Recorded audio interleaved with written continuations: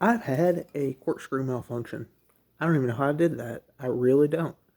I've used the corkscrew for 5 years now. Legally used it.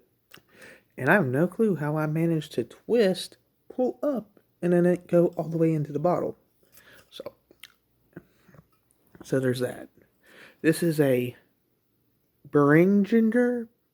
Beringer. Let's go with Beringer. Main and Vine, California. It is a blended wine. It is 85% white zinfandel and then 15% Moscato. We're going to see how this tastes. I'm going to try to get all the wood particles out the very first go. And I'm pretty sure that won't affect the taste of the wine at all.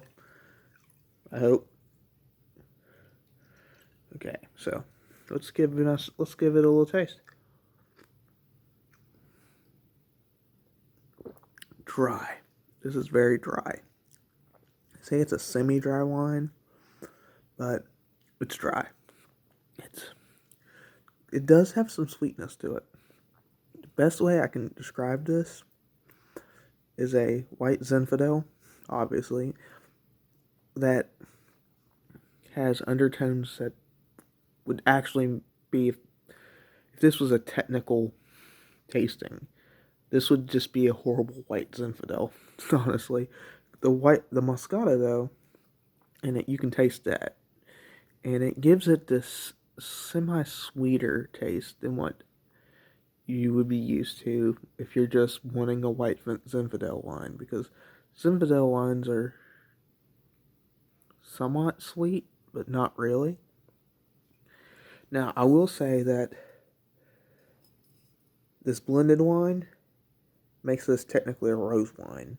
White Zinfandel mixed with a red Moscato equals this.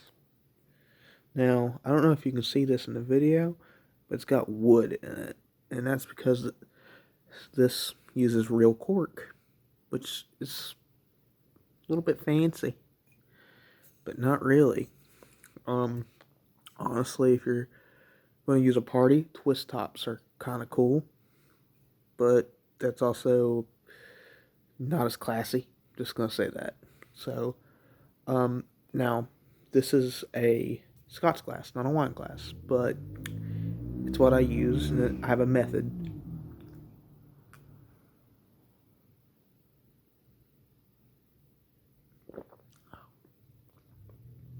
Now, I usually describe burns of where it burns in your throat at. I normally point like right here to your jaw, right around here. This actually goes in like right around here before you feel a burn. And I usually call that the deep burn, the smooth burn, which makes this a fairly rough wine. But you like what you like, you know what I'm saying? Now, I'm going to drink about half of this. I'll be right back. I'm going to go ahead and say this is way too much of a dry wine. Now, I don't like dry wines personally, so I'm not going to knock points off of it. I find dry wines to be nasty. I one time compared dry wines to freshly squeezed lemonade. I don't know if you know what I'm talking about, but freshly squeezed lemonade, like really good lemonade, tastes dry.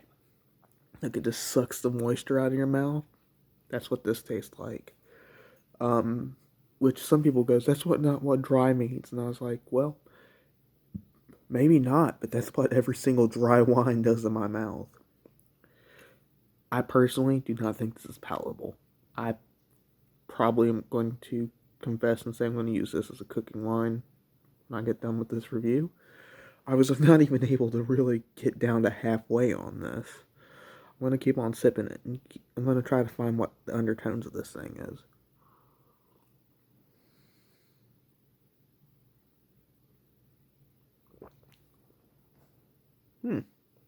Cherry, pear,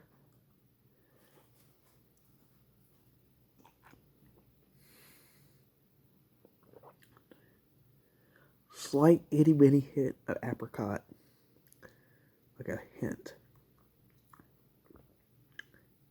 Overall, this tastes like a white zinfandel wine. As I said, tastes like a white zinfandel wine that has not been brewed up to technical par, and it tastes like that. Now, normally I say that house branding, like like when I say Sutter Home or Barefoot, normally I like their little subtleties they do that are branding. I don't like this one. This one's done something to it that just I don't like.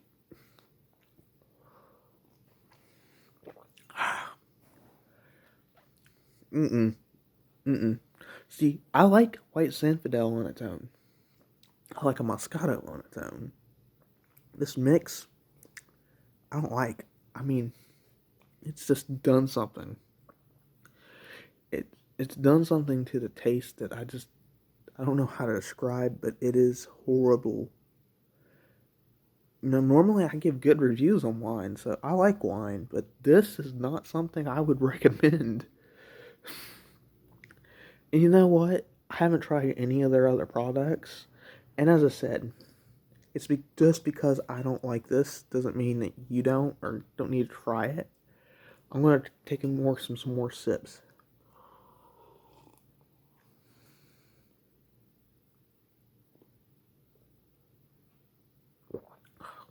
It's way more alcohol strong than what you would think. It says 10% on the bottle, but it is way stronger than 10%. Now,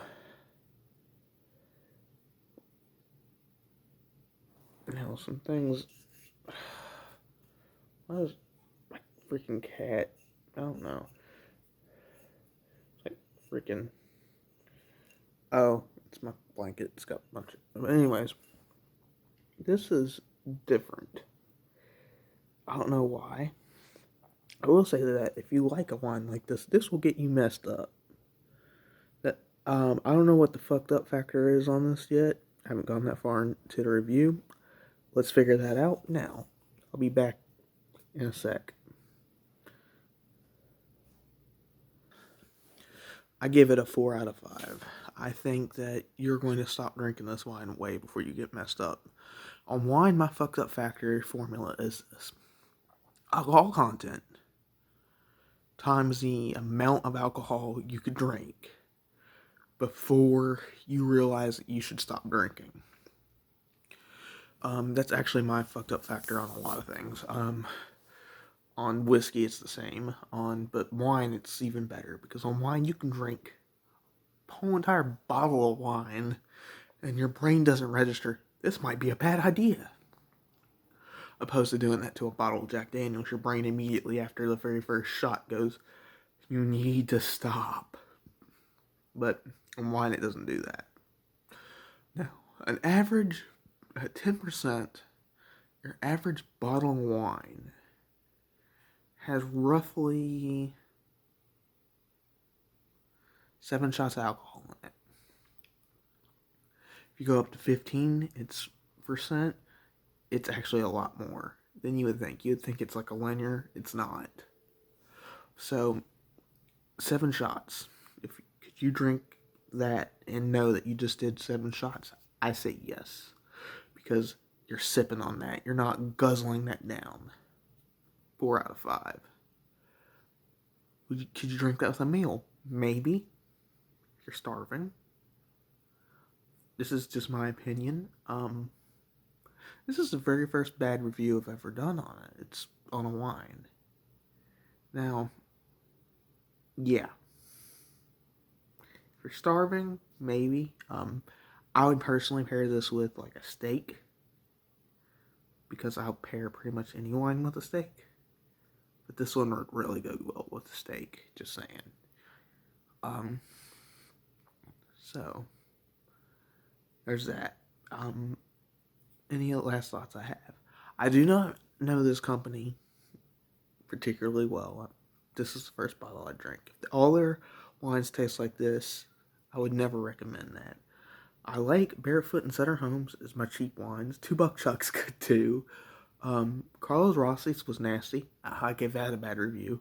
Remember, because their sweet red is just a mix of different wines, the wine blend.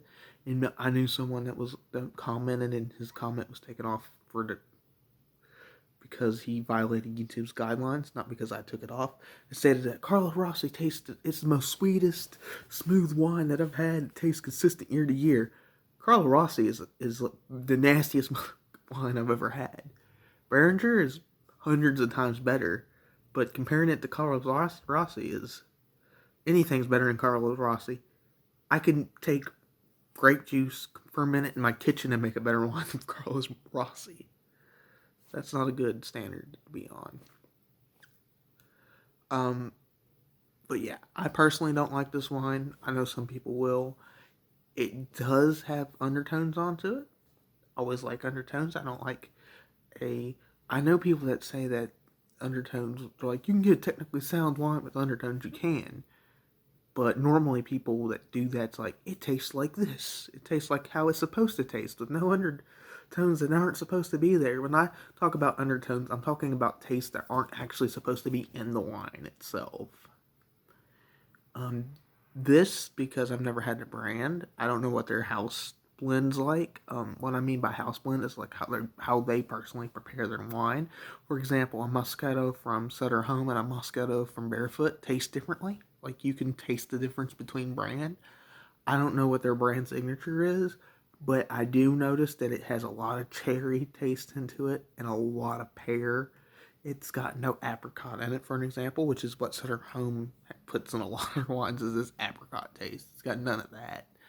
It's got it's got a lot of things that aren't supposed to be there, and I don't know if that's a house blend, like the brand just making its own decisions, or if it's just because that brand tastes horrible. I'm gonna have to bite the bullet and get another wine from a brand. I'll get a Moscato. Because you can't, if you can fuck up a Moscato, you can fuck up anything, and that's what I'm gonna have to do. I'm gonna have to give them a fair chance, give them and drink a Moscato from them. But this is the very first wine I had where I have to say, don't get it.